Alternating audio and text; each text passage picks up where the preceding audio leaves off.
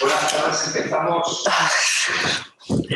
la sesión de la tarde y me parece que hay 3 comunicaciones y después habrá tiempo para el debate, para las preguntas. Entonces, en primer lugar, van a hablar María Hernández San Pelayo y Ana María Martínez Plaza, que presentan una comunicación sobre Piedad de la Cierva. Y María Hernández San Pelayo, que la tengo aquí a mi izquierda, es profesora en la Universidad del Rey Juan Carlos. Hace poquito ha publicado un libro que recomiendo vivamente sobre un tecnócrata, José María Hernández San Pelayo, y ha escrito muchos artículos, ha sido profesora en distintas universidades, tanto de Europa como de América. Y Ana María Martínez Plaza, que la tengo aquí a mi derecha, que va a exponer ahora la comunicación, es licenciada en Documentación por la Universidad de Alcalá, es máster en Enseñanza de Español como Lengua Extranjera en la Francisco de Vitoria y en la actualidad trabaja de archivera. Le cedo la palabra a Ana María. Buenas tardes. En primer lugar, quisiera agradecer a los organizadores del Congreso la oportunidad sobre todo de poner de relieve la trayectoria profesional y personal de una mujer pionera en la investigación científica y que ha pasado oculta durante muchos años. Es Piedad de la Cierva. Quizá por su forma de ser discreta y sencilla, sin buscar nunca sobresalir, ha dejado huella en las personas que la han tratado.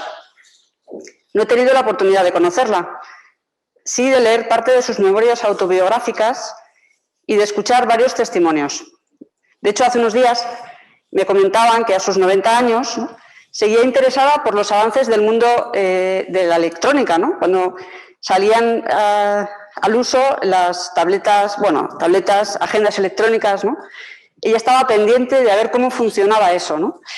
Y que sentía de verdad no saber informática, ¿no? En el año 2000, pues no saber informática a una persona de 90 años parece que da como, ¿no?, bueno, como que sigue interesada, ¿no?, en su vida, ¿no? Eso, el interés por el conocimiento le era innato, ¿no? Tuvo la fortuna de contar con el apoyo en su ambiente familiar para dedicarse al estudio, ¿no? Y más tarde, al encontrarse con el Opus Dei, descubre que eso que la realiza tanto como mujer, la santifica y la acerca a Dios. La trayectoria vital de Piedad de la Cierva encaja plenamente en el propósito que defendía ayer la profesora Alba, ¿no?, de hacer la historia de las mujeres en el Opus Dei, ¿no? Es nuestro propósito, el de la profesora Hernández San Pelayo y el mío, de contribuir a dar visibilidad a la figura de Piedad de la Cierva. Es una científica española que ha hecho una gran aportación a la investigación de nuestro país, ¿no? Ahora María nos explicará un poco la trayectoria y nos hablará un poco de lo que estamos trabajando ahora mismo, ¿no? Gracias. Bueno, era Piedad de la Cierva. Perdón. Sí. Es que sin el micrófono no lo oye. En el online. Vale, bueno. La mascarilla. Sí, vale. Ya, ¿sí? ¿Tendría inconveniente en quitarse el collar? Es que le está pegando el micrófono y se... Por supuesto. Disculpe, Luego dejamos el collar, pero no se pierda. No se pierde. No, por supuesto. ¿Quién se pierda? Es histórico. Esto se me va a enganchar. No se preocupe.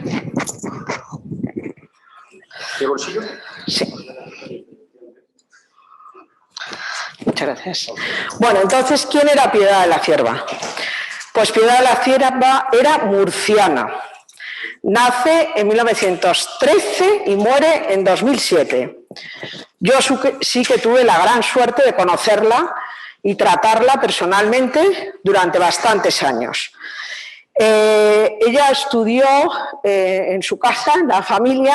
Su padre, como ha contado Ana, era una persona muy innovador, fue secretario general de la Universidad de Murcia, luego de Valencia, y entonces le animó a estudiar, pero ella, como en ese momento las mujeres tenían que ir acompañadas a la universidad, los primeros estudios los hizo en casa y luego una parte pequeña del comienzo de su carrera universitaria, que fue química, fue en Murcia. De hecho ahora se está nombrando mucho su vida, ha salido en distintos artículos, audios, en programas de radio recientemente, etcétera, ¿no? Entonces, y luego se trasladó, aparte de Murcia, se trasladó a Valencia, sacó premio extraordinario de carrera y uno de los profesores de esa universidad le animó a seguir haciendo el doctorado y se fue a Madrid. Bueno, la trayectoria vital en Madrid, pues al principio se queda en Murcia, tiene que buscar sitio para alojarse, se queda en una residencia, creo que era de las Teresianas, y con 21 años es doctora, es decir, un hecho absolutamente insólito en ese momento, ¿no? Después de esto, bueno, se integra en el Instituto Rockefeller y le dan una beca para irse a estudiar al extranjero, también bastante insólito en esos años, antes de la Guerra Civil. Marcha a Copenhague, allí entra en contacto con una serie de personajes que luego fueron premios Nobel, conoce a Madame Curie, etcétera, ¿no? Entonces, estaba muy ilusionada con ese proyecto profesional en el que estaba implicada, pero estalla la guerra, o está a punto de estallar la Guerra Civil, y entonces vuelve a Madrid. Entonces, durante el periodo de la Guerra Civil pasó, pues como muchos otros españoles, sufrieron las consecuencias de la guerra, de manera que su familia tuvo que estar escondida en la Embajada de Noruega. Allí coincidió, una de las cosas más interesantes, yo cuando me enteré me impresionó mucho, con Rodríguez Casado, uno de los primeros del Opus Dei, ¿no? en la Embajada de Noruega. Tenemos datos de que allí estuvo. Estuvo un poco de tiempo, unos meses, y luego consiguió salir a la zona nacional, bueno, por un recoveco bastante complicado, hasta que llega a Osuna. Primero, bueno, va a Burgos, le ofrecen un trabajo de profesora, aquello no acaba de encajar y llega a Osuna. En Sevilla, y allí está un tiempo con su familia, su madre, uno de sus hermanos, su padre y otro de los hermanos había quedado en Madrid, y bueno, realiza un trabajo social muy interesante, colaborando con la Acción Católica en ese momento, ¿no? Después de algún tiempo vuelve, ya cuando acaba la guerra, vuelve a Madrid, se reincorpora a su ámbito profesional en el Consejo de Investigaciones Científicas, y en el año 45 conoce el Opus Dei. ¿Cómo conoce Piedad de la Cierva el Opus Dei? Pues a través de Camino, como cientos de personas, miles podemos decir, en el mundo entero. A través de una cuñada suya que le da el libro de Camino, y ella descubre que algo que a ella la apasiona muchísimo, que es su trabajo de investigación, pues justo en Camino encuentra que puede ser su medio de santificación, ¿no? Bueno, a partir de ese momento empieza toda una trayectoria espiritual muy interesante que se recoge en las memorias. Como ha señalado mi colega, las memorias de Piedad son riquísimas, están escritas después de la muerte de su madre, cuando ya está jubilada, y son unas memorias bastante gordas, escritas a mano, que he tenido la suerte de consultar en varias ocasiones, y entonces ahí cuenta toda su trayectoria espiritual, ¿no? Es verdaderamente impresionante. No quiero alargarme en el tiempo, entonces no voy a entrar, pero en la comunicación encontrarán material, y si necesitan más o quieren más información, pues tenemos bastantes datos, ¿no? Bueno, el caso es que ella no pide la admisión a la obra en el año 52, el día de Navidad del año 52. ¿Cómo aparece? Porque claro, ella conoce Camino, pero ¿cómo se incorpora a un centro? Pues ¿cómo empieza a ir por Zurbarán 26, la residencia? Ella ya era una mujer profesional, mayor, más de 40 años tenía. Conoce a Gloria Toranzo, que ha fallecido recientemente en Madrid, un homenaje desde aquí a ella y bueno, y poco a poco pues conoce también a don José María Hernández Garnica, aunque ya tenía otro director espiritual, pero poco a poco va descubriendo esa llamada divina, ¿no? Y desde el primer momento ella comprende que quiere ser agregada, porque esta Gloria Toranzo le habla de las distintas posibilidades de ser del Opus Dei, y ella desde el primer momento dice que quiere ser agregada. Y entonces, pues así lo es, y toda su vida fue agregada. A partir de ese momento, su vida está entretejida entre el trabajo en el Consejo y los primeros años de la expansión del Opus Dei y de los comienzos de las agregadas en España y en Madrid. Gracias. No es la primera agregada, como se ha dicho en algunos sitios. La primera es Elena Blesa, como dijimos ayer, en la comunicación de Margarita Sánchez, pero sí que es una de esas primeras y de las primeras de Madrid. Tampoco la primera, pero sí que es de las primeras de Madrid.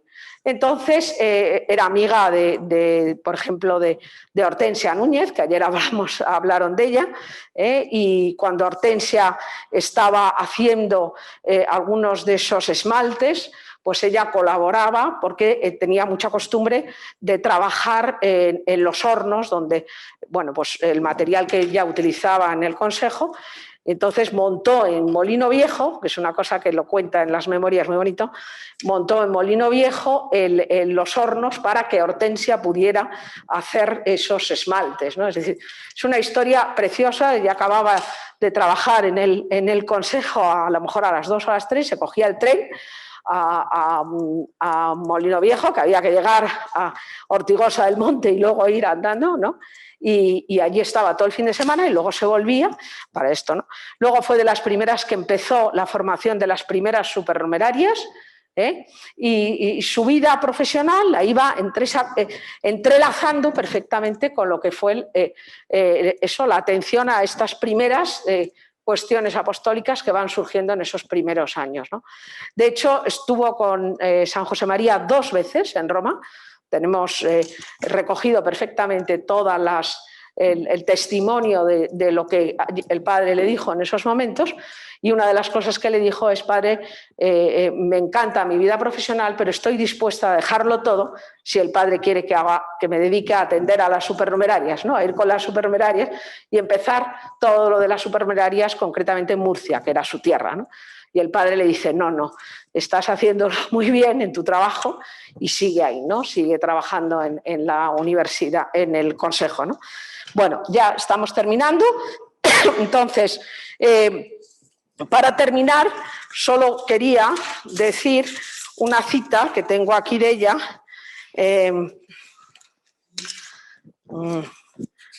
que me parece que dice: aquel otoño volvía de vez en cuando a Zurbarán, charlaba un ratito con Gloria. La verdad es que no me enteraba de nada. Dice: ¿pero qué se hacía en el Opus Dei? ¿A qué me comprometía? ¿A qué se comprometía una? Me explicó las 3 posibilidades de ser de la obra. Sin pensármelo, vi que lo mío tenía que ser agregada. Estaba clarísimo que por mi trabajo, por la situación de mi familia, yo tenía que estar en casa. Bueno, pues con esto quiero terminar y agradecer al Congreso la oportunidad de poder hablar de Piedad de la Cierva en un ámbito tan rico como este. Muchas gracias. Muchísimas gracias, María. Un tema apasionante y esperemos que se publique pronto sobre esta gran mujer que merece no solo una, sino el libro. Y esperemos que en el futuro tengamos muchas explicaciones sobre la Piedad de la Cierva. Ahora va a hablar María Merino y también María Luisa Galdón, que ha presentado una comunicación sobre las primeras supernumerarias. María Merino es profesora contratada doctora en la Universidad de Valladolid, imparte docencia en materias relacionadas con la comunicación de las organizaciones, actualmente investiga sobre comunicación cultural en un amplio abanico, desde el periodismo de Miguel Lozano a la comunicación corporativa, y ha escrito varios libros, sobre todo sobre Miguel Lozano, que es una gran experta y lo sabe todo. Y María Luisa Galdón es licenciada en Historia y Arte, ha sido gestora cultural en las universidades de Valladolid, Santander y Vigo, me parece. Y le cedo la palabra a María Merino. ¿Va a contar cuando empiece la presentación del PowerPoint o después? Bueno, desde que empiece, porque si no me descontrolo para aquí recuperar tiempo. Bueno, pues por supuesto muchas gracias, especialmente a los organizadores del Congreso y por poder participar en este foro. Nosotras estamos empezando una investigación, llevamos pocos meses, pero estamos encantadas de poder compartir en este foro lo que hasta ahora sabemos. Entonces, es que esto de la mascarilla y la gafa es una mezcla horrible para mí. Y, bien, bueno, lo que quería explicar primero son las fuentes que hemos utilizado de estudio. La primera fuente son unos datos que nos ha facilitado la prelatura, que consiste en una hoja de Excel, no pues es una cosa muy grande, sino una hoja de Excel en la que está escrito el nombre de las personas, gracias, que han pedido la admisión como supernumerarias hasta el año 63, la ciudad en la que lo han hecho y creo que he dicho todo, sí, y la ciudad de origen. A partir de ahí, me parece que es el puntero láser, debe ser esta. A partir de ahí iniciamos las entrevistas en profundidad en esas ciudades que están ahí marcadas. Hemos hecho más de 50 entrevistas en profundidad, pero para el estudio solamente hemos incorporado 20. Y después también nos ha facilitado don Constantino Enchel 73 testimoniales. No nos han dado mucho jugo por ahora desde el punto de vista de la información, pero sí que nos han ayudado un poco al contexto del relato. Lo primero, la conclusión más clara que se saca con los datos que nos han facilitado es, como veis ahí, es que no sé si esto el puntero lo sé hacer, entre que ya un poco de nervio, bueno, no sé dónde es el puntero, y si no da igual, se ve, yo creo. En 1951 se puede decir que es cuando arranca la labor de San Gabriel, la labor con supernumerarias. Es cierto que están antes Aurora Nieto, Ramón Sanjurjo, incluso aquí se ha hablado de la condesa de Humanes, nos ha dicho hoy Luis Cano, está María Antonia Sierra, pero son casos excepcionales. Lo que vemos es que en 1951 hay 11 mujeres que piden admisión en la obra. Hay un cambio radical. ¿Qué ha pasado? Pues que la Santa Sede ha aprobado definitivamente el Opus Dei y autoriza que las supernumerarias, las personas casadas, puedan formar parte del Opus Dei, ya se ha hablado de esto, ¿no? De forma con plenos derechos. A partir de ahí empieza el crecimiento continuo de las supernumerarias. Al año siguiente se cuatriplica y al final vemos que en 1960 en la suma llega casi, se acerca a las 1000 supernumerarias. Es cierto que hay un momento como de receso, que es que no sé dónde está esto, vale, que bueno, pues que hay menos, digamos, peticiones de admisión un año, pero al año siguiente se doblan. No pensamos que sea algo que sea muy interesante para estudiar, o a lo mejor sí, pero también mi pregunta es cuándo acaba el año, en diciembre o en enero, porque a lo mejor han pedido la admisión en enero, entonces contaría en el año anterior. Me parece que es un relativo lo del tiempo. Es un crecimiento, como se ve después aquí, pues continuo. Otro dato que nos facilita es el de las personas que piden dejar de ser de la obra. Entonces es realmente muy llamativo porque solamente hay 41 que la abandonan en estos 13 años, lo que supone pues un 95,77% de perseverancia. Si sabemos todo lo que significa ser del Opus Dei, no es una inscripción sino una vocación, creo que también es un dato en el que podemos abundar para explicar y bueno, qué implica todo ello. Otra cosa que nos informan los datos es en las ciudades en las que se pide la admisión.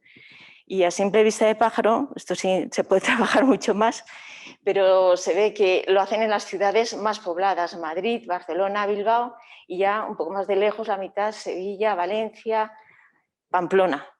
Claro, entonces Pamplona, pues es que ya ha llegado la Universidad de Navarra y los datos están hablando de que tiene que ver mucho con que haya centros del Opus Dei o no en esas ciudades.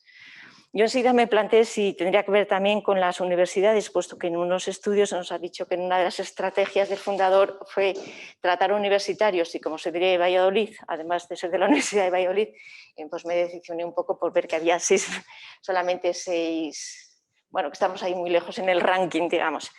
Bien, esta llegada de supernumerarias pues plantean preguntas que todavía no nos hemos hecho sobre todo que no las hemos respondido todavía. ¿Qué ha significado para la institución? Porque evidentemente desde el punto de vista organizativo ha tenido que suponer la atención a estas supernumerarias, personas célibes, numerarios que las atiendan, sacerdotes, quizás haya que abrir centros especiales, la formación de grupos. Después, desde el punto de vista de contenidos, ¿qué formación? ¿Es la misma formación que las numerarias? ¿Cómo se les ha dado esa formación? Pues estos datos abren la pregunta pues, al estudio que haremos posteriormente. No lo he dicho, pero estaba escrito en la, porque había que descoordinación. En septiembre iremos al archivo de la prelatura. Por fin el COVID nos lo facilita ya y entonces ya podremos pues, también pues, aportar otros datos, otra información. Bueno, y también para cerrar los datos, también podríamos hacernos la pregunta a la inversa, y es ¿qué ha supuesto para el Opus Dei el que haya tal número de personas casadas que ya son del Opus Dei, si también hay alguna modificación en el Opus Dei, desde el punto de vista, digamos, de la formación, del contenido, del estilo, del modo de hacer apostolado? Yo creo que es interesante hacérsela. Esto hay una errata porque se me ha ocurrido ponerlo mientras terminábamos antes de comer, entonces ya sabía que había una errata, pero no iba a armar líos a la de quitarlo, pero no pasa nada. Educación no es porque sea digital, sino porque sobra una E. Entre las entrevistas en profundidad las hemos trabajado, pero toda la riqueza que tienen no aparecen en el texto, porque todavía no es posible, están más bien dirigidas pues, a hacer pues, quizá microhistorias, ¿no? Microhistorias. Pero sí que nos han permitido cualitativamente sacar unos datos, porque también cuantitativamente con 20 entrevistas no era representativo. Y lo que hemos visto es que la mayoría de ellas proceden de familias de clase media acomodadas. Es cierto que hay una persona que precisamente es hija de pescaderos y familia pobre, ya lo define así directamente. Otra que es nieta de una marquesa. También dice un poco la variedad de los miembros de la obra, creo.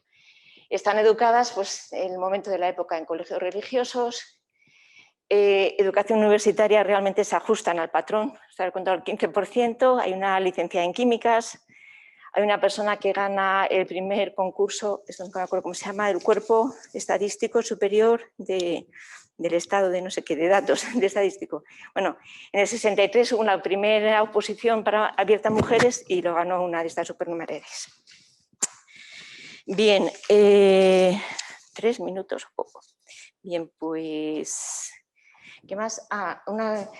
Lo muy importante es que el Opus Dei responde a la inquietud que ellas tenían. Cuando encuentran la obra, estaban buscando algo, que es lo que hemos comentado esta mañana, que comentaba con los sacerdotes agregados, ¿no? Ellas buscaban algo y el Opus Dei responde totalmente a esa inquietud. Y luego, esto si queréis lo cuento, en el debate son testigos de la persecución de la obra, también en las universidades, y uno de ellos por su hermano, un numerario, María Dolores de la Vega en concreto. Por último, me gustaría destacar 2 notas que atraviesan las conversaciones con estas 20 supernumerarias. La primera es como la frescura y la rotundidad con que responden cuando se les pregunta sobre la vocación a la obra. Para ellas la obra lo es todo. Se les pregunta qué les ha aportado, contestan todo, todo. No es algo más, sino que lo han incorporado en su vida. El cariño al Opus Dei es rotundo. No se percibe pues, acostumbramiento, desilusión, con todos los problemas que algunas han manifestado, problemas y fuertes. No hay crítica, sino una adhesión muy fuerte, un cariño, por decirlo más que adhesión. Y en segundo lugar, la actitud con la que ellas ahora enfrentan la vida, porque cuando les hemos hecho las entrevistas tienen entre 80 y 90 años y tienen, a nuestro juicio, una actitud de persona joven. He escrito aquí, son mujeres alegres, optimistas, confían en Dios, agradecidas, abiertas a los cambios. Todas reflejan lo que han hecho durante la pandemia con grupos de WhatsApp, con amigas, con nietos, con hijas, o sea, abiertas a ayudar a los demás, que es hacer apostolado. Y todo ello nos parece que manifiesta lo que han hecho durante su vida, que ha sido acercar a Dios a muchas personas. Ha sido reaccionar con fe delante de las adversidades diferentes que han ido afrontando en la vida. Han puesto en marcha actividades apostólicas, han ayudado a instalar inmuebles para donde se ofrezca información. En resumen, lo que he puesto aquí, creo que estaba, que la vida de estas mujeres, esto es solamente el inicio de una investigación, pero os parece que han dejado una estela muy importante en el mundo que vale la pena seguir investigando. Según lo mío, 9:42. Muchísimas gracias, María, sobre todo por tu puntualidad. Y luego esta comunicación también, esperemos que en el futuro se traduzca en artículos, libros y prosopografías de las secundarias, que son muchas. Y van a más, claramente. Entonces, ahora tenemos la tercera comunicación, que me parece que es online, de Isabel Guejo Santos, que es doctora en Historia por la Universidad de Salamanca y premio extraordinario de doctorado en Artes y Humanidades en esa Universidad de Salamanca. Sus campos de investigación principales son las instituciones musicales de Salamanca y también el papel de la mujer en el campo de la cultura y la educación en el siglo XX y la relación de la cultura con la movilización social en la edad contemporánea, con particular atención a la historia oral. Y Matilde Olarte es catedrática en la Facultad de Geografía e Historia en la Universidad de Salamanca. Sus campos de investigación principales son la recepción de la música popular española en Estados Unidos, la música aplicada en cine y publicidad y los estudios sobre mujeres en la música española. Y recientemente Matilde ha recibido un premio a la trayectoria de excelencia en la docencia del 2021 en la Universidad de Salamanca. Y van a hablar de las pioneras de Salamanca en los años 40. Y en cuanto que aparezca la voz, cedo mi palabra. Buenas tardes. Bueno, les saludaba cordial y respetuosamente en nombre de Matilde también a todos los que escuchan esta comunicación y le agradecemos a los organizadores por su trabajo e invitarnos a este congreso. En el libro El peligro de la historia única de la escritora nigeriana Chimamanda Adichie señala, y abro comillas, el relato único crea estereotipos y el problema con los estereotipos no es que sean falsos, sino que son incompletos. Convierten un relato en el único relato. Y cierro comillas. En el relato histórico sobre las mujeres durante el franquismo hay mucho de historia única, de estereotipos y de falta de datos que completen la narración de la vida de muchas mujeres durante este periodo. Bajo el paraguas del nacionalcatolicismo, los investigadores, las investigadoras, han analizado la historia de las mujeres sin matices y sin sacar a la luz la diversidad de muchas de sus trayectorias vitales. Se ha construido un relato único que debe ser completado y modificado con nuevos enfoques metodológicos y nuevas fuentes. Este es uno de los objetivos de esta comunicación. Adichie afirma igualmente, y abro de nuevo comillas, comienza la historia con las flechas de los pueblos nativos americanos y no con la llegada de los ingleses y obtendrás un relato completamente distinto. Cerramos comillas. Este ejemplo, que ilustra la importancia de los tiempos históricos para iniciar un análisis científico, no es baladí. En nuestro caso, y en relación con el contenido que nos ocupa, la Guerra Civil Española y el franquismo no es un antes y un después rígido e incuestionable en la historia de las mujeres españolas nacidas entre los años 20 y 40 del siglo pasado. El relato de las primeras mujeres del Opus Dei en Salamanca no empieza necesariamente en el franquismo. Su relato personal comienza con el encuentro con San José María y también en un plano muy diferente con las raíces de la herencia educativa y cultural que recibieron de sus padres, formados en muchos casos en los principios de la ILE o pensionados algunos por la JAI. Por ejemplo, la madre de María Jesús López Areal se formó en los principios de la ILE, lo mismo que dos de nuestros informantes, Mari Carmen Santos Ruiz y Escolástica Rincón Marcos.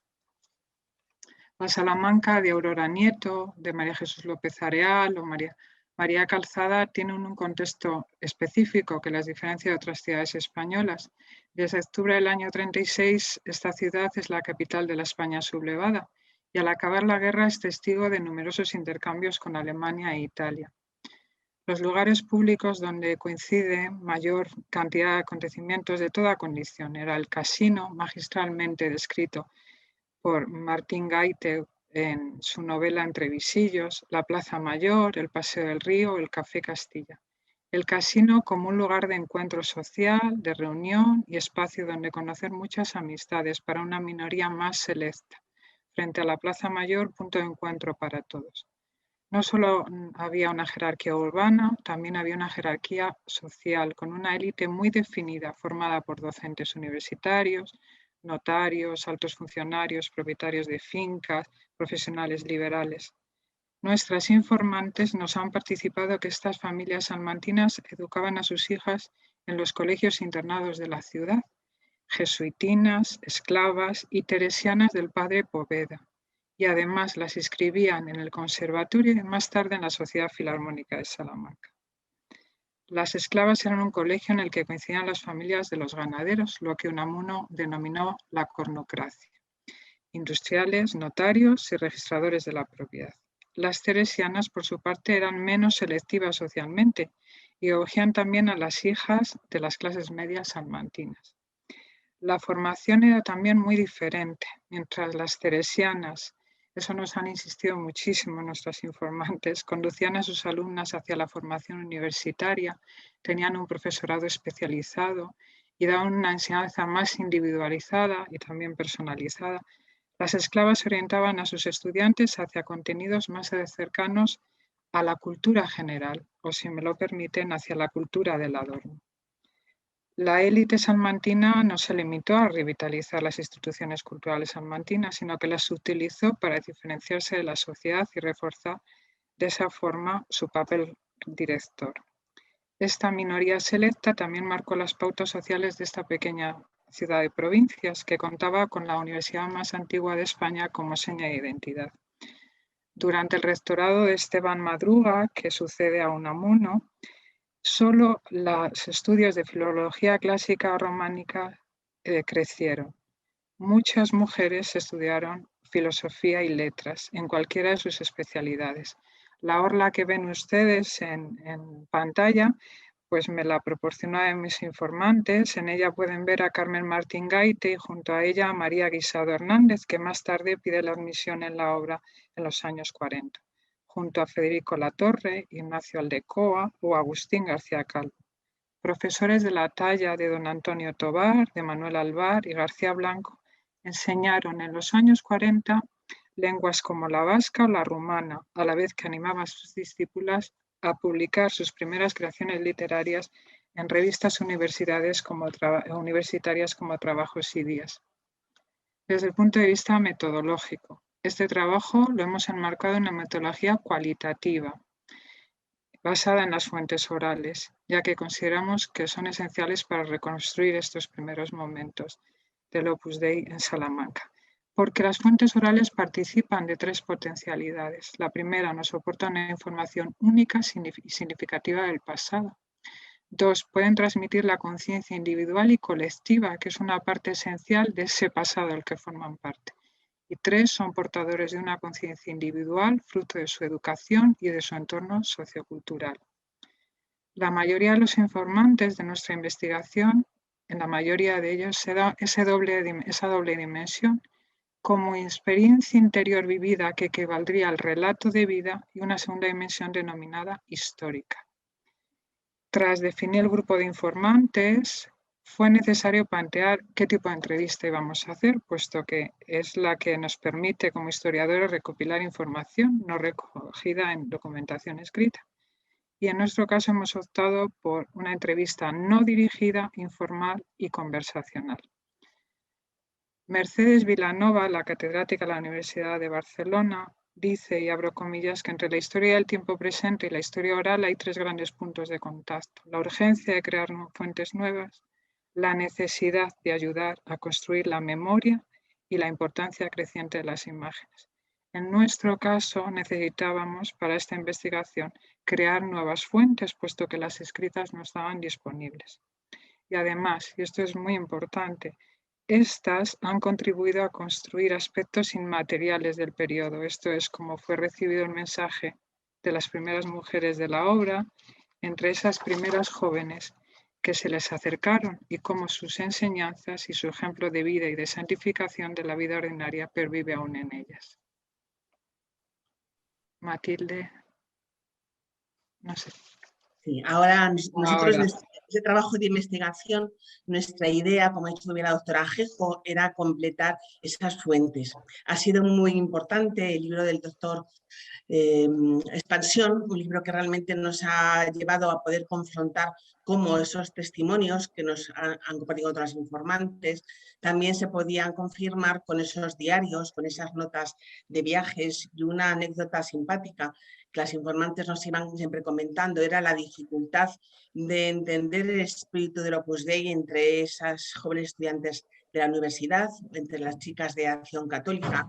También se confirma, en Expansión también recoge Torres Simo Díaz este testimonio.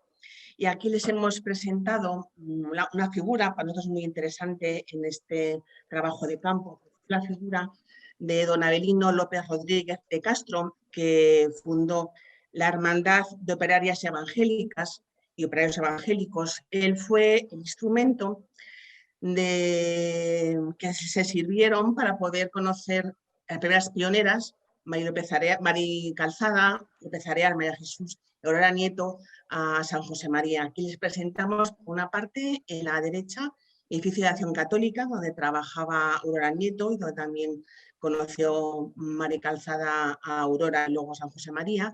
Palacio Episcopal, donde don Avelino presentó en varias ocasiones a estas primeras San José María, y abajo finalmente la Casa Lis, ahora es museo, donde trabajaba don Avelino con su institución fundada por él. Este palacio episcopal fue donde conoció López Areal en el año 45, en marzo, a San José María. Por motivos de tiempo no voy a detenerme más en... Me está avisando que he hecho los 10 minutos. Y lo que quería realmente ya para terminar era recoger unos testimonios de nuestras informantes. Aquí pueden ver Santa Catalina a mano izquierda, donde predicó San José María los primeros ejercicios espirituales a chicas, y a la derecha San Juan de Sagún, que casualmente es mi parroquia, donde Abato Álvaro, ¿no?, también predicó a los chicos en ese sentido los ejercicios espirituales. Aquí tenemos una foto de María Calzada, arriba a la izquierda, de María y María Jesús, arriba a la derecha, y de abajo a María Jesús, en fiestas familiares. Ya para terminar, nuestros informantes nos explicaban cómo ellas recibieron el espíritu del Opus Dei a través de ellas. Por ejemplo, las veían compaginar sus trabajos, la atención a sus familias, para atenderlas a ellas. Por eso las animaban mucho a ejercer su profesión, recién casadas, compaginándolo con atención a su familia, y lo veían factible, decían ellas, porque también veían cómo no era vida en ellas mismas. Recuerdan las informantes principalmente el mensaje novedoso de sentirse hija de Dios, de vivir la alegría. También tenían estas primeras pioneras sus enfermedades diferentes. Aurora era ciega, María estuvo casi siempre enferma, y veían cómo superaban esos obstáculos, ¿no?, con los medios que les daban ellas, ¿no? Y por eso también les ayudaban, como se han dicho las informantes, para superar pues la falta a lo mejor de familia, de hijos, tan importante para una mujer de esas ciudades provinciales de los años 40 y 50 en España, a entender los planes de Dios, a superar los vaivenes económicos, la falta de prestigio social y de clases, pues bancarrotas familiares. Y ya para ya terminar realmente, ¿no?, cada informante nos ha transmitido cómo les ha ayudado a vivir su vocación, el testimonio de estas tres primeras pioneras. Con sus historias de vida y cómo son sus recuerdos de su juventud, queremos completar ese relato único con el que comenzábamos esta comunicación, para que el relato histórico sobre las mujeres pioneras del Opus Dei en Salamanca en los años 40 y 50 del franquismo se enmarque en una narración viva de este periodo. Esperamos poder completar en los próximos meses ese trabajo con entrevistas a más informantes. Hemos tenido el problema, como todo el mundo, del COVID-19, para que se conozca la fe y la valentía de estas mujeres que vivieron con coherencia su llamada divina en sus circunstancias personales. Muchas gracias. Muchas gracias, Matilde, y también Isabel. Muchísimas gracias por vuestra aportación, y espero que sigáis investigando y haciendo más entrevistas. Muchísimas gracias. Y pasamos ya a la última comunicación. Quedan dos. A María San Pelayo, es verdad. Pues le cedo la palabra a María de nuevo, que ya no hace falta presentarla porque ya es de todos conocida. Y el mando está aquí. Perfecto. Sí.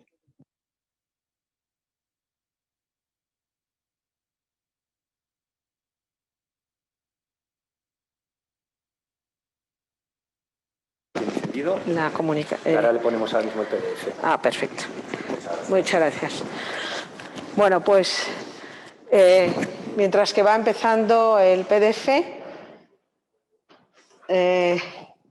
la comunicación es sobre Manuela Matos Aguilar,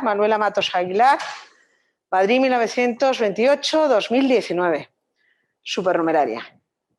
Bueno, en esta foto aparece en el centro, en San Sebastián, a la derecha con su marido, José María Hernández San Pelayo, y la familia numerosa de 9 hijos, y al otro lado aparecen algunas amigas en Santander, bueno, en los Picos de Europa concretamente. Entonces esto yo creo que es así, ¿no? Yo creo que sí. Eso es. Vale. Entonces, lo primero que nos planteamos ante una comunicación de una supernumeraria, de una de estas que ha señalado María, que estaba en el estudio, ¿quién era Manuela Matos? Bueno, pues era una mujer madrileña cuya vida fue aparentemente normal, como cualquiera mujer de su tiempo, pero que supo encontrar la grandeza de la vida ordinaria, encontrar la santidad en medio del mundo, ¿no? Fue una de esas pioneras. Recibió una buena formación religiosa en su familia y también en el Colegio de la Asunción en Madrid. En la foto aparece con su madre. Sufrió la guerra civil cuando durante la guerra civil tenía 8 años y perdió a su padre. Su padre fue uno de los ministros, tuvo varios cargos en el gobierno de Alfonso XIII y fue uno de los que fue asesinado en el fuerte de Guadalupe el 4 de septiembre del año 36. Bueno, pasaron unos años complicados de la guerra en la zona norte, en San Sebastián, en distintos lugares, y cuando acaba la guerra vuelven a Madrid. Entonces estudia para ser dama de la Cruz Roja. Bueno, primero acaba el colegio, lógicamente, y señalo este punto porque luego el resto de su vida, esos aprendizajes que adquirió como dama de la Cruz Roja, le van a servir para atender a personas mayores, enfermas, y hace muchas actividades de carácter social, labores sociales, ¿no? A lo largo de toda su vida. Participa en roperos, lo que se llamaban los roperos, en ese momento, que eran reuniones de mujeres que se dedicaban a coser lienzos para las iglesias, o en este caso para los centros del Opus Dei, ¿no? Participa en patronatos también, entre otros el patronato, la Asociación de Amigos de la Universidad de Navarra. En el año 62 ya empieza a participar en esto, luego el rastrillo del Nuevo Futuro, bueno, distintos patronatos.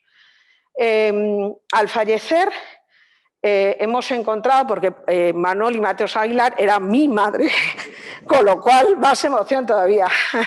Entonces, al recoger todo el material que había en la casa, pues ahora ha aparecido una documentación amplísima.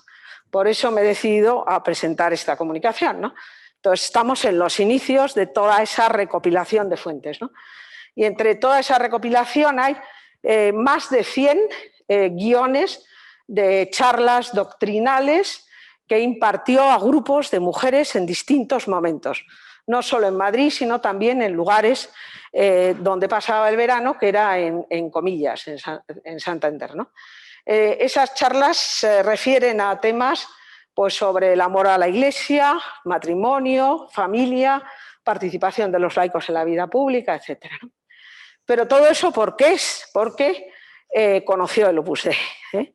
Entonces, el encuentro con el Opus Dei le viene fundamentalmente a través de su marido, José María Hernández San Pelayo, Chemari, como le llamaban, que ahí aparece en el año 41 en uno de los centros de Madrid, con San José María y con otros de los primeros chicos, ¿no? Entonces, mi madre conoce al que será su marido en los años 50, más o menos, se casa en el año 54 y desde el primer momento entra en contacto con lo que es el espíritu del Opus Dei, ¿no? Entonces, en el testimonio que ella escribe cuando fallece San José María en el junio del 75, recoge literalmente estas palabras. Cuando mi marido y yo nos conocimos, puedo decir que de forma natural y sencilla me fue inculcando el cariño al Opus Dei y el estilo peculiar de vivir cristianamente en medio del trabajo ordinario. Por eso, desde el primer momento, quise al Padre aún antes de conocerle personalmente. Bueno, esto va a marcar su vida, ¿no? Bueno, entonces tuvo distintos encuentros personales con el Padre, tanto en Pamplona, en distintos momentos, en comienzo de la universidad, en la homilía del campus, en Zaragoza también, y luego en Roma en el año 62, 64 y 74. Bueno, entonces aquí recojo un pequeño esquema de la tertulia que tuvieron con el Padre en el año 64, donde dice: le contamos al Padre que teníamos varios hijos y le mostramos una foto. Ahí aparece la foto, para que les bendijera, pero él nos preguntó si podía quedarse con ella, pidiéndonos que anotáramos en su reverso los nombres de cada uno, la fecha de ese día, y además añadió: los hijos son bendición y bendiciones y pruebas de confianza que el Señor os da. De pequeños hay que ir encauzándoles con cariño y luego a ganarse su confianza, a hacerse amigos con pillería, etc. La familia, por eso, siempre fue la más importante prioridad, ¿no? Entonces aquí aparece pues, una carta del Padre del año 59, donde habla eso, la formación que se da en el Opus Dei os lleva a valorar la belleza de la familia, ¿no? Y luego anima también a que no solamente la propia familia, sino llegar a tratar a otras familias, preparar a la gente joven para que se ilusione con formar hogares cristianos, etc., ¿no? Entonces ahí aparece con sus hijos en la foto de la derecha, con los nietos en la foto de la izquierda. Esta es una anécdota de un testimonio que ha recogido su nieta, en la que le habla de que cuando tiene 4 o 5 años, pues que va un día a visitarla a su casa, la niña estaba enfadada, le da una patada a la abuela y la abuela le dice, bueno, ella cuenta, ¿no? Yo me enrabieté, le di una patada, la patada se me escapó, me quedé horrorizada. Dice, ella se puso muy seria y me dijo, no te preocupes, me voy y cuando quieras pedirme perdón, vienes a mi casa y haremos un plan. Dice, así fue como mi abuela me enseñó que el perdón es el único camino para la reconciliación con uno mismo y con los demás. Para llegar al perdón, la humildad es la única vía. Esta chica que aparece ahí en la foto, pues ahora mismo tiene 30 y tantos años, 2 hijos, y dice, aquello me marcó el resto de mi vida. Bueno, entonces, el tema de la familia, otro campo, era los amigos. Ahí aparece pues, con un matrimonio amigo y luego con un grupo de amigas que les llamaban los lunes, porque se reunían todos los lunes del año, ¿no? Entonces ahí había primas, amigas, etc., ¿no? Entonces, por ejemplo, uno de los amigos, que era amigo del matrimonio, que era Paco Ansón, en su testimonio que recoge, habla, pues eso, quién era Manoli, ¿no? Dice, bueno, por ejemplo, dice, a ella le recuerdo como un hada. Parecía que no se movía, pero qué a gusto estábamos todos. Nos encontrábamos como en nuestra casa, con sabor a verdadero hogar, perfectamente atendidos. Si alguien fumaba, parecía un cenicero donde estaba. Y no digamos en las comidas, conocía nuestros gustos, incluso las cantidades que tomábamos, y todo sin prisas, ni agobios, sin ninguna tensión, todo lo hacía fácil, sin perjuicio de que defendía sus ideas, especialmente sus creencias, con claridad y tal. Igual que este testimonio, pues en los últimos meses hemos recogido pues más de 25 o 30 testimonios, con lo cual fuentes hay muchas, ¿no? Bueno, y al final de su vida, cuando ya estaba mayor, porque murió con 92 años, siguió con esa preocupación de llegar a gente joven, y en este momento recojo aquí un testimonio de una supernumeraria, como ella, mucho más joven, con la que coincidió en unos ejercicios espirituales, y al acabar una charla sobre el matrimonio le dijo: oye, ¿tú te atreverías a venir a mi casa a hablar a mis amigas, que son así como yo, viudas, ya mayores y tal, ¿no? Que les puede ayudar mucho lo que tú cuentes, y además con un lenguaje más actual, ¿no? Entonces Sara Pérez Tomé, que era esta señora, empezó unas charlas en su casa pues durante 5 años. Primero iba una vez al mes, luego una vez al trimestre, ¿no? Entonces recogen su testimonio, pues eso, ¿no? Como a ella le ayudó también para entender mejor a sus padres, para tratar ese intercambio generacional, etcétera, ¿no? Conclusiones. Estas son apenas unas pinceladas de la vida muy rica de una mujer sencilla que en el Opus Dei encontró su camino de santidad en medio del mundo. Amó estas circunstancias, no siempre fáciles, porque quedó viuda con 9 hijos y con 47 años. La mayor era yo, que tenía 20, con lo cual, bueno, pues tuvo que empezar a trabajar, etcétera, ¿no? Amó esas circunstancias, no siempre fáciles, con pasión, la misma que puso en sus amplias relaciones familiares y sociales. Era una mujer para los demás. Estas líneas son apenas un avance sobre la vida de Manoli, cuya biografía unida a la de Chemari estamos preparando. Muchas gracias. Muchas gracias, María. Sí. Y ahora sí, damos paso a la comunicación de esta tarde y del Congreso, que es de Gloria Solé, doctora en Historia por la Universidad Complutense de Madrid. Se especializó en Historia del Feminismo, Cambio Social de las Mujeres y Medios de Comunicación. Ha sido profesora de Historia Contemporánea en la Universidad de Navarra, en la que fue también directora del curso de doctorado sobre Historia de las Mujeres. Ha publicado varios libros y, sobre todo, recomiendo vivamente un libro bueno y breve que publicó en EUNSA, Historia del Feminismo, que sigue siendo un libro actual y de referencia. Y le cedo la palabra a Gloria. Adelante. Buenas tardes, nos saludo a todos. El título de mi comunicación es el Opus Dei y las mujeres. Tiene 4 apartados. El primero trata sobre el cristianismo y las mujeres. El segundo, las mujeres en la Iglesia.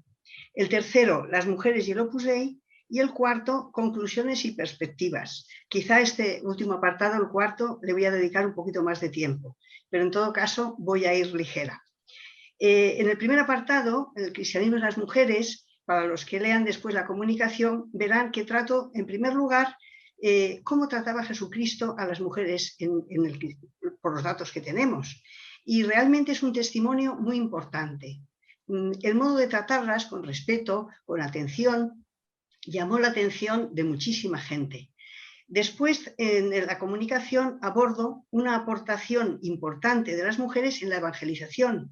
Me atrevo a decir que su ayuda fue gigantesca para la extensión del cristianismo. Y me fijo no solamente en la Edad Antigua, sino también en la Edad Media. Es verdad que esto he publicado algún libro y algunos estudios más detallados y se puede ver el rastro de mujeres cristianas y la labor que hicieron en sus respectivos países. Entre otras cosas, por ejemplo, la conversión de muchos países de Europa comenzó por una mujer, la mujer del rey o alguna de las personas. Gloria, ¿sí? Perdona, Gloria, que parece ser que hay un problema con la gente que está escuchando por Zoom que no te oye. Vamos a intentar arreglar el problema. Pues yo lo tengo desactivado, lo tengo que se oye. Sí, pues, sí. Se oye, dicen que se oye, perfecto. ¿Se oye? Sí, se oye, perdona, sigue. Gracias. Vale, Pues sigo con este primer apartado, el cristianismo y las mujeres, que es verdad que se puede leer muchísimo más detalladamente en algunos estudios que existen. Yo he colaborado con 2 o 3 estudios sobre la mujer en la Edad Media y también el cristianismo y las mujeres, por si a alguien le interesa el tema para verlo con más detenimiento. En la comunicación yo doy unas pinceladas solamente en la línea de ver esa aportación gigantesca y entusiasta de muchas mujeres para la extensión del cristianismo, en concreto en la Edad Antigua y después en la Edad Media. Después doy unas pinceladas en la comunicación sobre las discriminaciones que sufrieron las mujeres en unas etapas posteriores, sobre todo también en la Edad Moderna, que más adelante dieron lugar a una revolución, la revolución feminista. Surgen distintos movimientos feministas que en síntesis pretenden y desean una mayor participación de las mujeres en la vida pública. Al principio, sobre todo, en el ámbito de la educación y el ámbito de la política. En todo caso, esas propuestas y esas exigencias no van a ser solamente de los movimientos feministas radicales, sino que va a haber aportaciones de mujeres cristianas y de hombres cristianos y también de movimientos que van a ayudar a crear una conciencia más profunda de la necesidad de educar también a las mujeres. En el segundo capítulo, que titulo Las mujeres en la Iglesia, me centro sobre todo en el siglo XX. En ese siglo ya hay indudablemente un gran interés por la vida de las mujeres y porque su vida sea también más fuerte y más presente en la vida social, política, educativa, cultural. Es decir, que se nota en toda la sociedad un deseo de una mayor visibilidad de las mujeres. También en la Iglesia se nota ese deseo de una mayor participación de mujeres en la Iglesia, aunque realmente las mujeres han hecho siempre muchísimo para extender la Iglesia. Pensemos, por ejemplo, toda la parte de la catequesis, la educación cristiana familiar, toda la parte de ayuda en las parroquias, las enseñanzas, la sanidad. Es decir, si las mujeres cristianas no hubieran estado presentes en todos esos campos, pues la verdad es que se hubiera extendido mucho menos y peor el mensaje cristiano. Pero además de esa labor, se veía muy necesario también esa presencia y esa capacidad de las mujeres para poder participar en otros ámbitos de la vida política, social y cultural. El Concilio Vaticano II también recoge estas preocupaciones y hay que decir que desde Juan Pablo II para acá, los distintos papas han tenido una preocupación importante en este tema. Es decir, han analizado con detenimiento la situación de la mujer en el mundo y la situación de la mujer en la Iglesia. Hay que decir que Juan Pablo II es quizá el más conocido por las aportaciones tan relevantes que ha tenido. La Carta a las Mujeres, la Mulieris Dignitatem, es decir, documentos muy importantes que han dado luces para estudios muy profundos sobre lo que supone la capacidad de las mujeres para humanizar la sociedad y su identidad específica. A mí me parece muy relevante las cosas que Juan Pablo II ha aportado. Después, Benedicto XVI también tiene un documento muy interesante de la cooperación de hombres y mujeres en la Iglesia y en la sociedad, que me parece que vale la pena leer y profundizar, porque también aborda algo muy interesante, es al analizar el papel de los hombres y las mujeres en la sociedad, habla de esa reciprocidad y complementariedad. Es decir, llega a decir que el hombre y la mujer no es que solo vivan el uno junto al otro, sino que viven el uno para el otro. Y dice unas palabras preciosas sobre que estamos llamados a la comunión. A mí me parece muy relevante estas reflexiones y os animo a, bueno, lo habéis leído todos, pero bueno, me parece que ese documento es muy relevante. Además, lógicamente, en otras personas que han tratado estos temas, pues pienso, por ejemplo, San José María Escrivá, aborda en la entrevista que le hacen en conversaciones como el señor Escrivá de Balaguer, aborda muy claramente el papel de la mujer en la sociedad. Y dice cosas relevantes. Entre ellas, por ejemplo, yo recojo en la comunicación un texto que me parece que ayuda mucho. De hecho, lo he visto recogido en algunos textos feministas. El ver que no se trata tanto de dar unas tareas específicas para la mujer, sino que se trata del modo en que las mujeres afrontan las tareas e incluso en el descubrimiento y en la solución de los problemas sociales. Es decir, que aparte de la relevancia y de la importancia de la mujer en la vida familiar y en el hogar, San José María exige que se le abran todos los caminos en la sociedad para que pueda aportar su riqueza. También don Javier Echevarría, de los documentos que trata sobre estos temas, me resulta muy atractivo una entrevista que le hicieron en el Mercurio de Chile, donde le preguntan que la mujer actual trabaja fuera de casa y tiene problemas, tiene tensiones para compatibilizar la familia y el trabajo. Y ahí don Javier Echevarría dice, bueno, también es necesario que el hombre aprenda a atender bien su familia. Él tiene que notar también esa tensión entre la vida familiar y la vida profesional, y solo así comprenderá bien a su mujer. Es decir, que también, dice, para que la mujer pueda realizar esa tarea, es necesario que el hombre, el marido, entre en casa. Bueno, reconoce ese papel importantísimo también de los hombres en la tarea familiar y educacional, ¿no? En otro momento, Javier Echevarría le hace una entrevista en el diario ABC que se titula El genio de las mujeres, ¿no? Y ahí habla, mejor dicho, la sociedad necesita el genio de las mujeres. Y en esa entrevista señala, de una manera muy profunda, cómo hay que superar estereotipos que a veces en la historia se han establecido pues, para hombres y para mujeres, hablando de dominio o de seducción, y haciendo ver que hombres y mujeres son distintos, pero se complementan y se enriquecen. Y en cambio, si se hace una uniformidad empobrecedora, toda la sociedad se empobrece.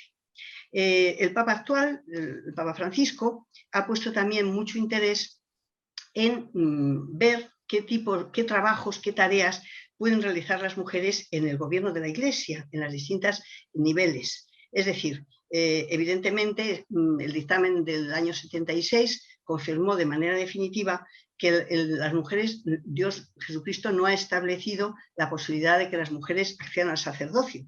Pero, aparte de esta función que está concretada por voluntad de Jesucristo, hay otras tareas en la organización de la Iglesia que pueden, a lo largo de la historia, pues se verá que podrán realizar las mujeres. Y en ese sentido se han hecho nombramientos, ya empezó Benedicto XVI, el Papa actual ha multiplicado el nombramiento de mujeres para distintos cargos y tareas de organización.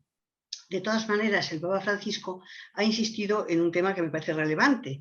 Dice, no se trata de clericalizar a las mujeres, y en concreto dice, revalorizar a las mujeres no supone clericalizarlas, porque puede uno pensar que un cierto nivel en la organización de la Iglesia de tipo clerical es algo necesario y positivo para la mujer, pero no es ese el papel de las mujeres y por lo tanto ni les enriquece a ellas ni es enriquecimiento para la Iglesia. Por otra parte, hay que recordar que en el caso de los laicos su tarea es santificar el mundo desde dentro, santificar las tareas seculares. Por lo tanto, así hace la Iglesia. Por lo tanto, cuando hablamos de la mujer en la Iglesia, no podemos pensar en parámetros de jerarquía eclesiástica como si fuera el top de la participación en la Iglesia. La participación en la Iglesia, en el caso de los laicos, es la santificación de las realidades seculares, y en el caso de las mujeres ya efectivamente llevan participando desde hace muchísimos siglos en el modo de hacer la Iglesia, y es verdad que hay tareas eclesiásticas, que las que no están, por ejemplo, vinculadas al sacerdocio, que efectivamente vamos a ver periódicamente que comienzan a realizar mujeres y que a lo mejor hasta ahora, por motivos culturales y sociales, no se había decidido hacerlo así. Por lo tanto, el propio Papa está estableciendo está encargando a las propias diócesis también que cuenten más con las mujeres, no solo en tareas organizativas, sino también para la opinión de las mujeres en toda la pastoral de la zona, ¿no? En ese sentido, quizá el otro día hablábamos, María Blanco intervino, me ha parecido muy interesante un estudio que ha hecho en el Ius Canonicum, en diciembre del 2020, ha publicado un estudio sobre la mujer en la Iglesia y ha analizado por una parte históricamente y por otra ha analizado la participación de los laicos en los oficios eclesiásticos. Me parece interesante para quien quiera profundizar. El tercer apartado, las mujeres y el Opus Dei, Aquí lo que hago es... Gloria, perdona, ¿sí? tenemos que ir terminando. Vale, pues voy a ir deprisísima. En las mujeres del Opus Dei hago un pequeño recorrido de los comienzos, ese momento en que San José María les dice que pondréis en marcha escuelas, granjas, clínicas, librerías, y realmente ellas se quedan sorprendidas pensando que nunca lo van a ver, y porque tampoco en la sociedad las mujeres se dedicaban a hacer estas tareas. Entonces es un momento en que las mujeres dan un paso adelante y realmente se puede decir que hacen cosas increíbles. Por otra parte, atienden también la administración de los centros, y hay que reconocer que San José María siempre hizo ver la importancia del hogar y encarga a las mujeres concretas que hagan familia en los hogares, en los centros de la obra, para que haya ese ambiente de familia específico. Luego, en ese apartado hablo de la expansión de las mujeres y el modo en que funcionan el gobierno de los hombres por un lado, las mujeres por otro, y con una gran autonomía de organización y expansión. Después, el último apartado, quizá que es el me parece más interesante respecto a este tema, conclusiones y perspectivas. Ahí me planteo dos cosas. Por una parte, la novedad del planteamiento de San José María sobre las mujeres. Es decir, por una parte, asumiendo la realidad de esa aportación genuina, importantísima en la familia y para hacer hogar, y por otra, esa presencia necesaria, humanizadora en la sociedad que suponen las mujeres. Aquí no me voy a detener. Y el segundo punto, que me parecía relevante en la comunicación, decir, en el mundo de hoy, ¿dónde hay más urgencia de aportación de las mujeres? Y en concreto, mujeres de la obra junto con otras muchas. Yo pensaba, en primer lugar, hacer hogar, es decir, ayudar a que la gente comprenda y descubra la maravilla que es Perdona, un sitio... Perdona, sí. Gloria, un minuto, último minuto, sí que vamos... Hacer hogar, con todo lo que supone de escuelas de padres, orientación familiar, o sea, hacer labor a nivel de estos temas, ¿no?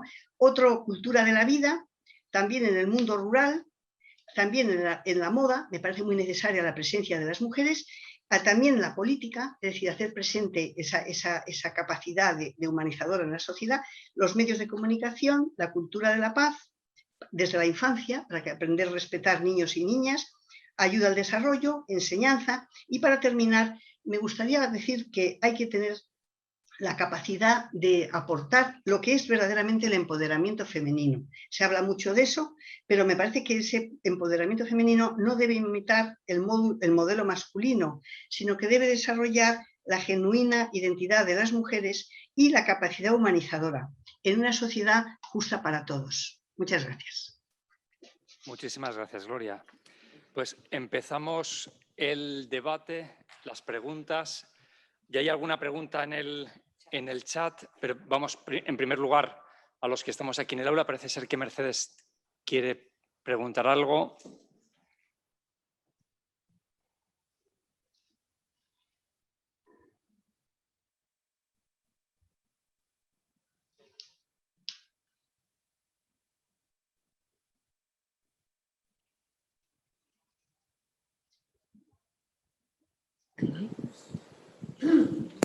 ¿Se oye? Vale, yo solamente quiero hacer un par de... ¿No se oye?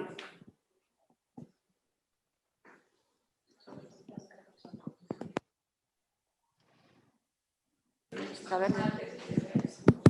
Se oye, se oye. Vale. Bueno, yo solamente quería hacer un par de, digamos, anotaciones breves, ¿no? La primera de todas se refiere a Pilar de la Cierva. A ver, por lo que yo he podido estudiar o investigar, no de Pilar de la Cierva, perdón, Piedad de la Cierva, pero sí sobre las tesis doctorales que se hacían en aquella época, es que la gente hacía tesis doctoral más o menos en un mes.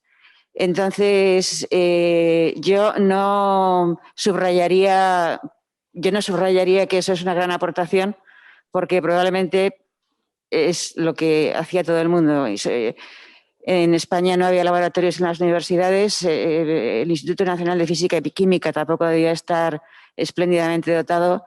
No sé, o sea, quiero decir que su aportación es muy importante, pero no sé si hace falta subrayar que su tesis la hizo muy deprisa porque todo el mundo la hacía a 100 por hora, ¿eh? Y bueno, ya después de la guerra civil la gente hacía la tesis en 7 meses, cosa que a mí siempre me dejaba totalmente sorprendida, ¿no?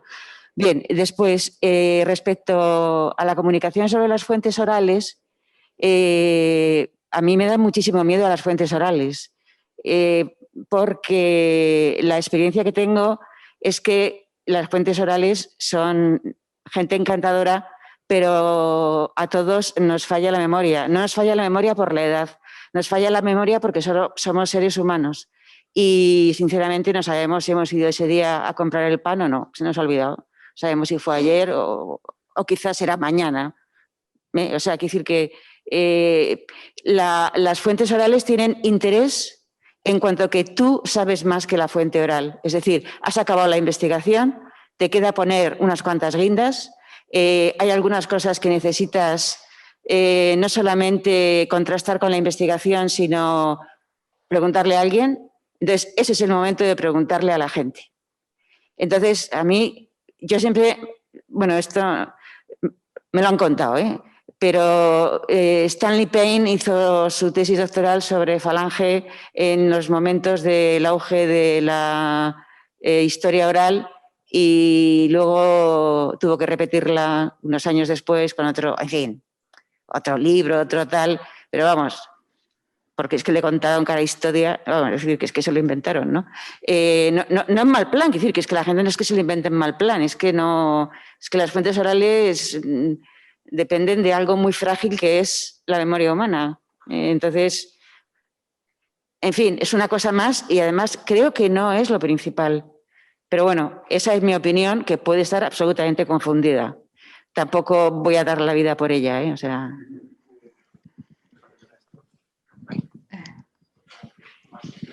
Si alguien quiere intervenir o hablar sobre esto. Sí, buenas tardes. Isabel, parece que sí, toma la palabra. Mercedes, buenas tardes. Mira, mi tesis doctoral, que estaba basada no exclusivamente en fuentes orales, sin ella no la hubiera podido hacer. Primero porque me permitieron acceder a sus archivos personales y segundo porque ellas mismas me recondujeron lo que inicialmente yo sobre el papel y solo con documentación de archivo había planeado y trazado. Entonces, yo entiendo que lo que sí está claro, Mercedes, es que hay que tener una base metodológica muy clara. Y cuando una persona efectivamente te cuenta un testimonio y él mismo te lo vuelve a contar idéntico otra y otra, llega a eso que llamamos en historia oral, pues se estandariza el testimonio. Y tú además lo corroboras con las fuentes escritas y viceversa. Entonces no tengas miedo. Son absolutamente verídicas. Los alemanes las están utilizando ahora para reconstruir la vida de la Alemania del Este. En Hispanoamérica son una fuente indispensable. Hay archivos orales magníficos en las universidades norteamericanas. ¿Qué decirte de los británicos? Y son otro tipo, una fuente más para los historiadores. Lo que hay que saber cómo tratarlas. Ahí existe una metodología y eso es un rigor científico que debemos seguir los historiadores, pero mi tesis sin las fuentes orales hubiera sido una cosa completamente diferente y probablemente peor, vamos, lo tengo clarísimo. Y aquí está la doctora Olarte que lo puede corroborar, ¿verdad?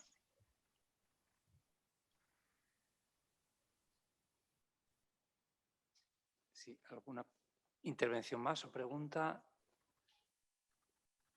Por el chat hay una pregunta para María Merino, que pregunta si sería posible decir algunos nombres de las primeras supernumerarias del año 51, de esas 11, si hay alguna conocida o algunos nombres que se puedan aportar o adelantar.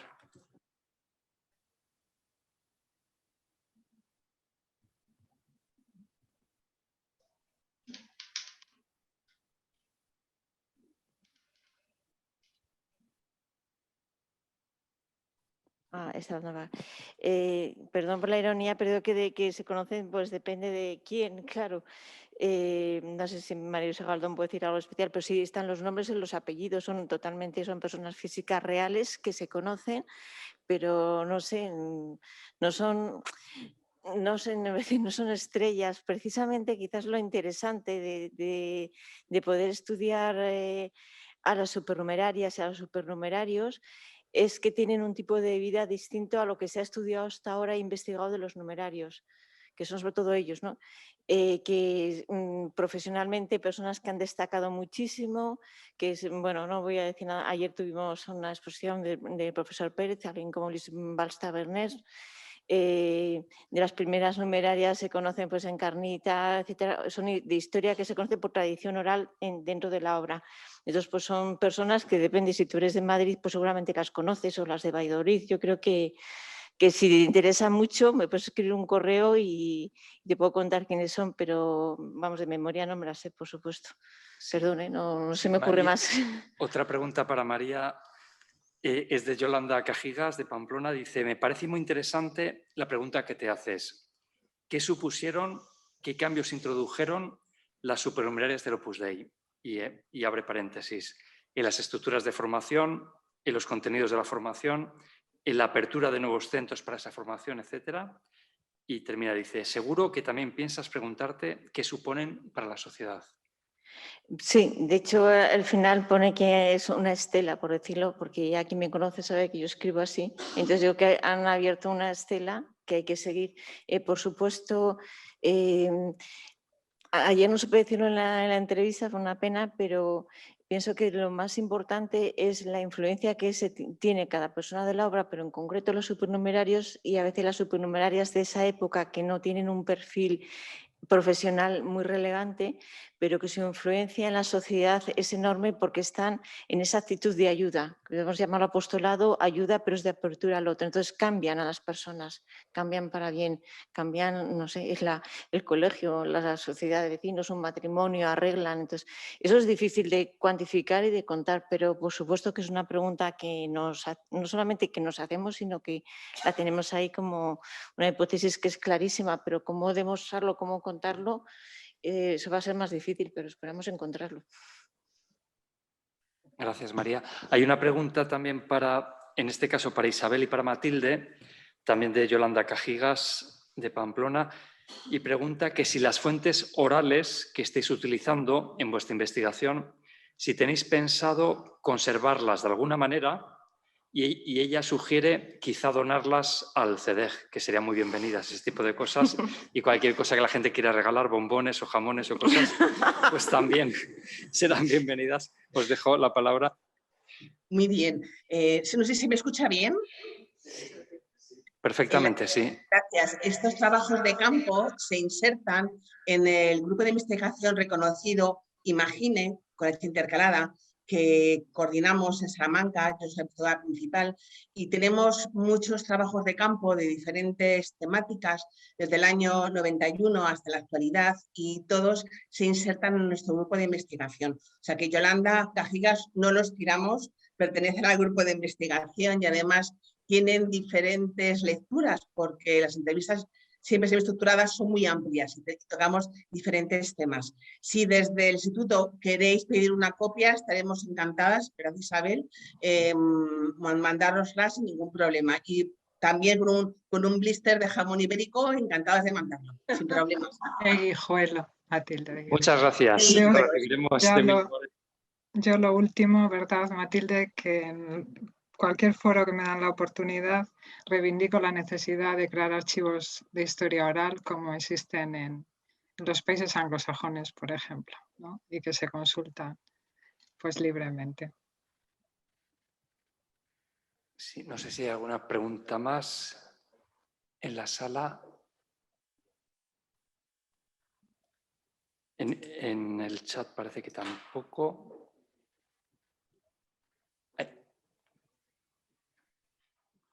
No sé si hay alguna más. Sí, llega una pregunta más para María Hernández Sanpelayo y para Ana María. Y la pregunta dice, la gran diferencia frente a investigaciones anteriores es que habéis logrado tener acceso al archivo que conserva la familia. Os animaría a pensar si merecería la pena realizar una edición crítica de sus memorias. Bueno, lo primero de todo, Yo tuve acceso a las memorias en vida de ella, que me las facilitó. Luego estas memorias, su familia tiene una copia, pero realmente el archivo completo de Piedad de la Cierva está en manos de la familia.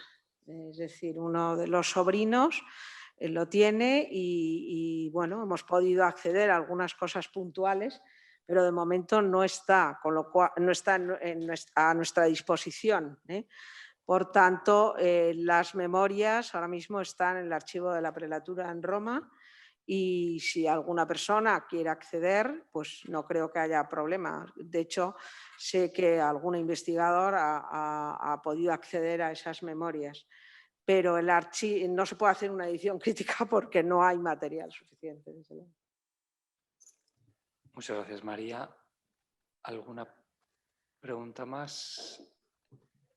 Pues si no hay más preguntas, yo creo que es el momento de que Santi Martínez, Inmaculada Alba, pasen a hablar.